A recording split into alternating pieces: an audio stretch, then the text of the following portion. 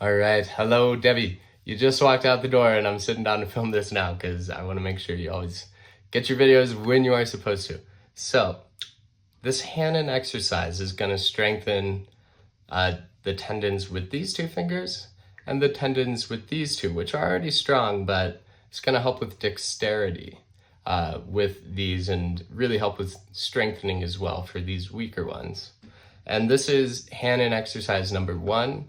There is a whole book of Hannons, and we'll cover more and more difficult ones as the initial ones get easier.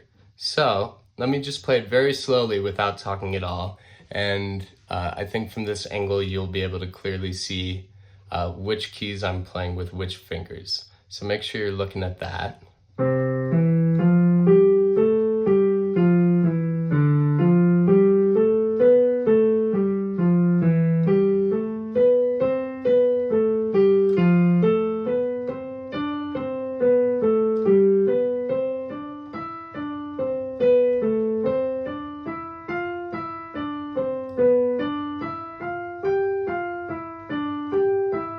And there it turns around.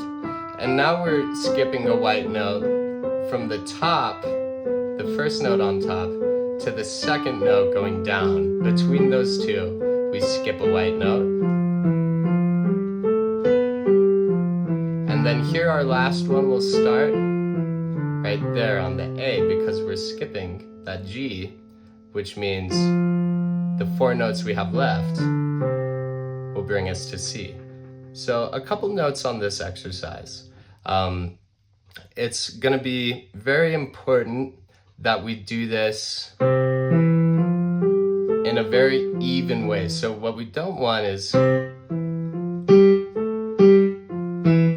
obviously that's an exaggeration, but evenness in terms of volume and also note length. So we don't wanna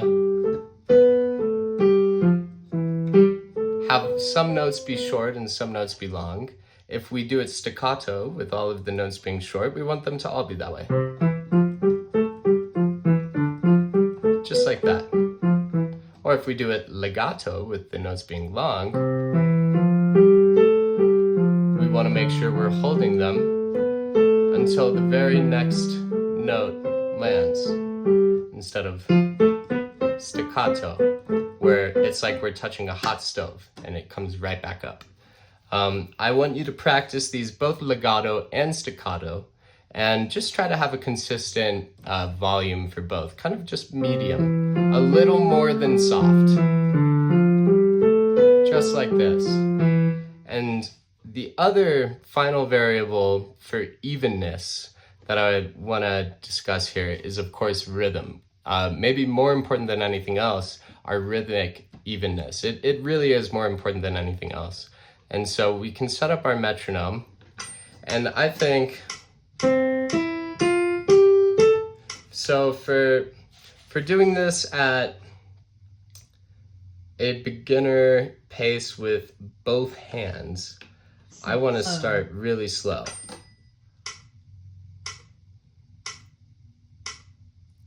Kind of like that, I'd say. And also, let's see here.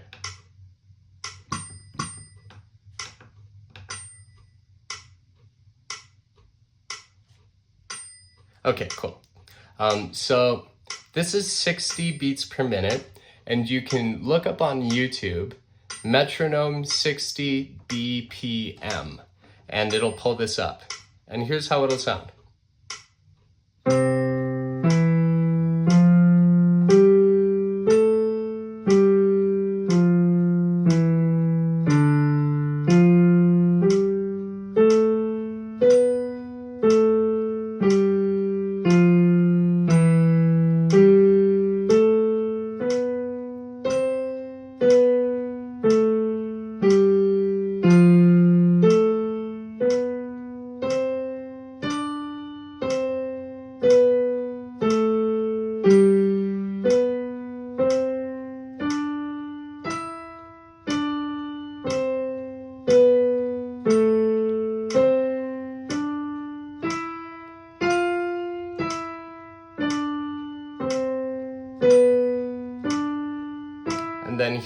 where we turn around, we go down to the D and then back to the G.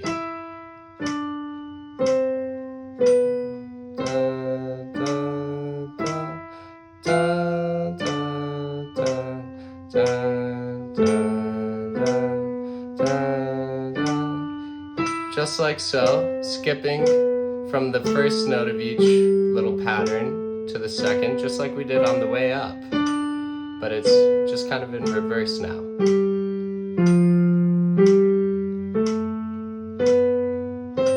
And I want you to listen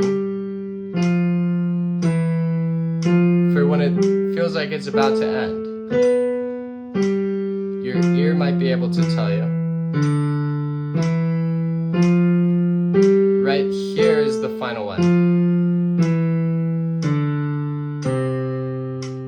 And then what it'll look like is you can Google, once you get good at that, you can Google 70 BPM and then 80 BPM, 90 BPM, and then maybe, you know, eventually, maybe you'll be able to get it up to 100.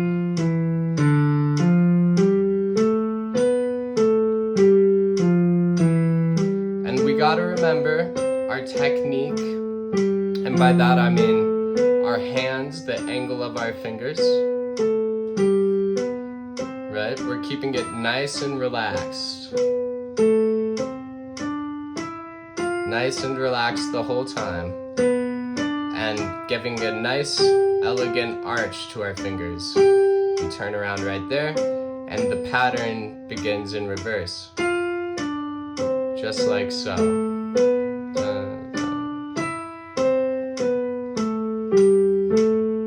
And again, try to listen for where it feels like it's about to end, when we're gonna come up on the pattern that deposits us back at C at that bottom note. Once we get to this note, the bottom note, it'll be this, that is C. And what I want you to do is exactly what I just did, except instead of skipping from 60 to 100, I want you to go like 5 or 10 beats per minute at a time. Go until you can really play it well, and then move on to the next one. In my opinion, it's like a video game. It's kind of fun. You get a little adrenaline rush when you sit there and realize that all of a sudden you can play it, you know, at 100 beats per minute, but you started, you know, earlier this week at 60. It's like levels in a video game. So here's the final thing that I would love for you to work on, and it's simple. We're just taking our C chord and we're moving it up and down. So it's C, E, and G for our symmetrical root note chord, E, G, and C for our first inversion chord, G, C, and E for our second inversion chord, and then we get right back to where we started, the next octave up on C, E, and G again. Once we hit this, we move back down to our second inversion, the G, C, and E, then our first inversion, the E, G, and C, and then right back where we started on the same octave. So it'll sound like this. Let's do it with a metronome. Oh, sorry, that's the drums. And maybe this one we want to start even slower.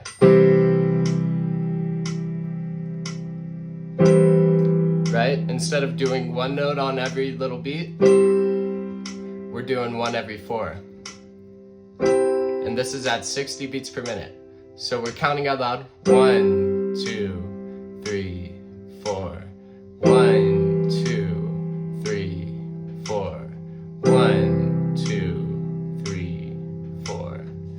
And then we can move it up. Let's move it up to like 70. And it's hardly perceptible, but it is definitely faster. 1, 2, 3, 4. 1, 2, 3, 4. 1. And just like that. And then eventually we can get to something like 100 with this one too. 1, 2, 3, 4. 1, 2,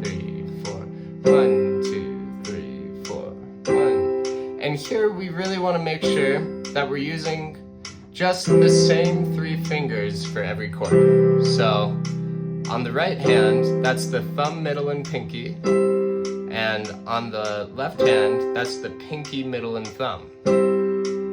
From bottom up. Just like that. Alright? And we also want to make sure we're playing it nice and clean, so we're not accidentally, doing stuff like that. Play the right notes, I guess, is a good way to put it. And then finally, we're going to do the same exercise, but the arpeggio version. So it'll be 1, 2, 3. That's our symmetrical root note first position triad. And then we'll go to our first inversion, right? This one, 1, 2, 3. And then our second inversion, 1, 2, 3. And then our root note again, 1, 2, 3. And it'll sound like this.